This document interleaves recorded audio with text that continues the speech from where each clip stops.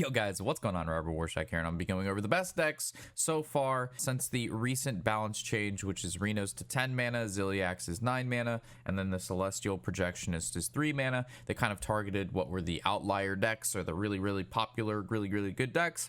Toned them down a little bit, increased the mana cost, so they didn't actually change any effects. They just changed the mana cost, which again slows the deck down a little bit. So if you like your Reno deck, or you do like the Ziliax, and even though it's at 9, those decks are still viable. The Highlander Warrior is still good. All the decks that ran those cards are still good. However, it just gave a little bit of breathing room to some of these decks that aren't Highlander decks, one of them being the RainbowExcavate Death Knight. This has been a recent pop-up. A lot of players have been playing it on ladder. This is a tempo deck. You want to go on the board, win it fast, and you have a lot of resources to do it. You have a lot of cards in the deck that allow you to come back with the board, which is going to be your Pit Boss and your Yogg, Ziliax, your Titan. These synergize really well with your Excavate, which is the rat, which is going to bring back the highest costing card that died on your side of the board, which is most of the time going to be your 20 mana Fresca.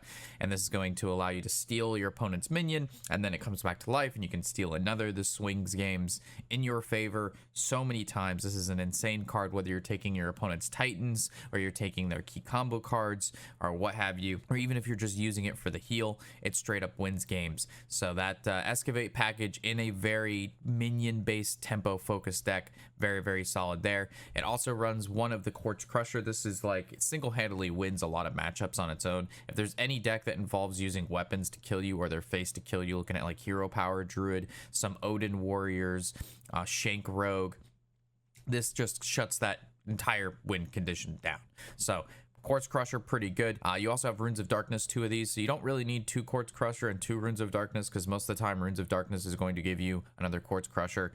If not, you can go with like the Plague one or even the Freezing one. But regardless, you're going to most of the time get Quartz Crusher from this. You don't really run the Plague package in this deck. You do run Helya just because it makes the Plagues permanent. And then if they happen to draw some throughout the game, it's good. It's a win condition, but you don't need to play the other Plague cards. That's not really the purpose of this deck. If you want to play a Plague deck, it looks a little bit different. But for one card, Helya is a great card just to put in there because, again, she makes the Plagues infinite. We have 2 threads. This is your early game board removal if you need it. This clears a lot of boards that you wouldn't expect to clear if they go wide. Looking at Paladin, looking at Hunter, you have Frost Strike in here. This is going to allow you to discover a Frost Rune card, which, again, looking at stuff that has a Frost Rune, we have Fresca, and we also have the Quartz Crusher. So we have a lot of ways to discover some of the key cards in our deck, along with even Reap What You Sow, which can get you faster to your Excavates. This deck does run the Martin because we have quite a few high-end cards in the deck. This guy has a ton of value. You're going to see him slotted in a lot of tempo, a lot of control decks. He's just a really fun, good card. So with that, that is our RainbowExcavate DK. Looking at Mining Rogue or Excavate Rogue, this deck really hasn't changed too much. Basically, you can blow people out with going with the prep, and then you go Pit Stop, discover a mech from your deck, and then give it +2/+1, and then you get Drilly, and then on top of that, you have cards that discount your Drilly. The next mech you play costs 1 less, so you're going to be able to like prep, Pit Stop, Drilly on turn like 2 or something like that. You're going to get your Snake by turn 4, and you kind of just win. There's really just cheap things you can do with this deck that is just really obnoxious. This is a very tempo. You can just keep playing cards in this deck and you will somehow remain handful, board full. It's just one of those decks that just has so much value packed into every card while also putting pressure on the board. You even have Water Dancer in here because this can combo with stuff like your Windblade, because you can go Windblade and then Shadow Step Windblade, it goes to 1, and then you play this and you get 2 Windblades, and this is going to create cards. And while you're creating cards from other classes, whether it be from the Creation, the Windblade, the Stick Up, the Scorpion you're going to play, you run Tests to deal with other people's big minions because we don't actually run removal ourselves.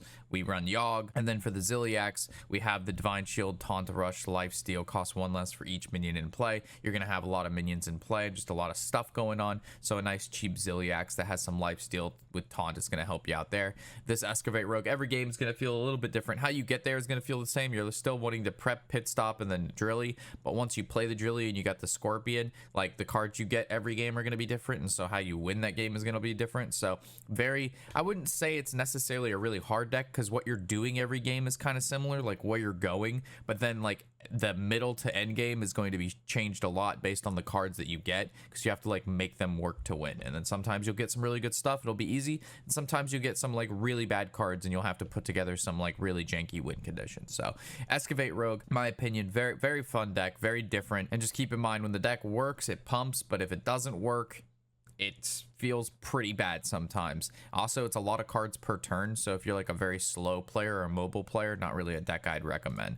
Looking at Pain Warlock, this deck did get the Celestial Projectionist nerfs, where you choose a friendly minion and a temporary copy of your hand. While this sounds bad, when things in your hand cost 0, it doesn't really matter. So Molten Giant costs 0, you're copying Molten Giant, and then you just play the 0 mana Molten Giant. Whether your Imprisoned Horrors costs 0, you're just playing 0 mana. So Celestial Projectionist going to 3 means you can't play this like at 2 mana, and then being able to play a 0 mana Molten Giant is pretty insane, right? So now it just costs like 3 mana and you're still getting the free Molten Giant, but it's just like, it's not as free in mana, so it's just a little bit slower, but still like a very good part of the deck. I love that this deck is running Infernal. A couple versions of its earlier self did only run like 1 Infernal, some even ran 0, so now the decks are running 2, because setting your heroes remaining health to 15 is really good, whether you're using at the beginning of the game to get closer to your Molten Giants, to get to your big swing turns, or when you go down to like 2, 3, 4 mana and then you Infernal and you're healing for like 10 plus. Very solid as well. Sheriff is a nice juicy pick in this deck, because you're killing yourself and being able to remove your opponent's taunts or any sort of minion you don't want to deal with. 3 turns for a minion to be dormant is pretty insane, and the fact that this does have 3 charges. So Sheriff, very good in this deck. The Speaker Stompers, so originally this deck did run the Cult Neophytes along with the Speaker Stompers.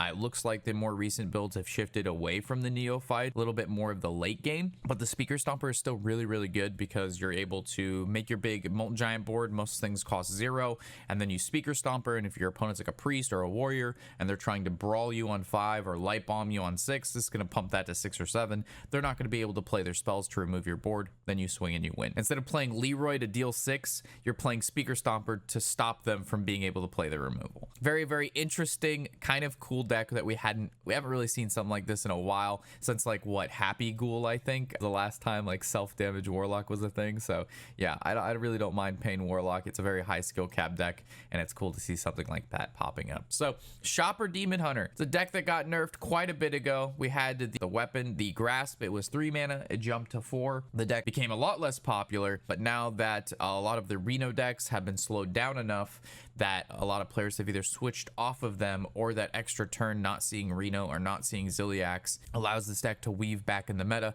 and be able to kill people very fast and very efficiently. So the Grasp is going to draw a demon, reduce its cost by 2. The demons we play in the deck is Window Shopper. Window Shopper gets like Inquisitor, it gets Magtheridon. You just play all these really powerful cards very early, and you just kill your opponent. You have Metamorphosis, you have Kane to ignore taunts, you have Spirit of the Team just to hit your opponent in the face every turn. You're an Instrument Tech to make sure you get your Grasp, because that's the most important card in the deck, is you draw your Umbra's Grasp and you don't draw your Window Shoppers. That's like very important. You run double red card, whether you're using this on your mag or you're using this on your opponent's taunt minion to just like 1 mana, you don't have to deal with a card for 2 turns, is cracked. But yeah, just a very fast, damage efficient Demon Hunter deck. Very straightforward. If you're a new to intermediate player and you just want something quick, something just like play a couple cards, hit your opponent in the face, big minions go burr, this is not a bad choice for you. This Paladin deck here is going to be a giga cheap. So we saw a lot of the hand buff Paladin. That's what we saw for like what, a month and a half now, is hand buff Paladin. Now all of the hand buff Paladins have decided that they're going to change things up in their life, and they are going to go Flood Paladin. So with the core of this deck is, instead of buffing the hand and then playing the minion that's buffed, we're just going to play auras on the board. We're going to throw up, so play as many minions on the board as possible, and then we attack with them, and then it buffs them when they're already on the board. So they just, instead of buffing in the hand, they're just buffing on the board now. So this is the new Paladin deck. I mean, it's not even new. This Paladin deck was played before, but the Paladins shift between the smooth brain deck. Like, how smooth does the deck need to be? And all of the Paladin decks are smooth brain decks, but they win very, very quickly, and they're very easy to play. And it's these are kind of the decks that are really good to push to legend with. You get through the lower ranks, you get through the diamonds, you hit legend, and then once you hit legend with a deck like Flood Paladin, you would then switch to a deck that actually can do well in legend. If you notice, a lot of the pro players or high legend players, there is no Paladin players at like top 1000 legend, and that's because the deck just falls off. It's like Genji or Trendemir in like League of Legends. It does really, really well at low elo, but at the top elo, the better players, it just falls off really, really hard. Renekton late game. But again, if you're a beginner to intermediate player, it's a very cheap deck. I think I see 1 or 2 two legendaries in the deck. Leroy is actually just free, and then Zilliax, everybody should craft that card. So yeah, very cheap deck, very straightforward, and very beginner / intermediate / rank up. And I guess the big combo in the deck would be just like muster for battle, put minions on the board, showdown, put minions on the board, boogie down, put minions on the board, and then what do you know? You play a card that takes advantage of cards being put on the board, and then because the board is so big, you play Prismatic Beam to destroy your opponent's board. If anything lives, you have Crusader Aura, and then you just win the game. Going down to a new deck that popped up recently, even though it's not really new, it went away for a while, and now it's back, and that's going to be the Combo Druid. And it's not combo as in you'd think like it's for spells, it's just you're playing a lot of small tempo-y things and dragons to take advantage of the board in the early game, and then just do just enough damage to kill your opponent. But it, again, runs out of steam, I want to say very, very, very quick. Like, once you deal with the problems in this deck, it runs out. However, it's very efficient at taking control in the early game. So you're going to be playing overstated minions like a 1 mana 3/2. You're going to go ahead and be playing Piper and spell damage locations to control the board, to be able to like swipe for like 4, 5, 6 damage, deal 3 to everything else. So you're being able to wipe out other aggressive deck boards with swipe with the spell power, which whether it's coming from the Chia Drake or the location or the gift, it's there. Piper is going to allow you to draw your Groovy Cat. You only care about the attack on the hero power because you're just weaving in your hero power and your off turns to do 5 damage to your opponent. So it's almost like 2 mana, deal almost a fireball's worth of damage to your opponent. You've got the Splish Splash Whelp, which is a 2 mana 1/1 dragon. If you control another dragon, gain a mana crystal.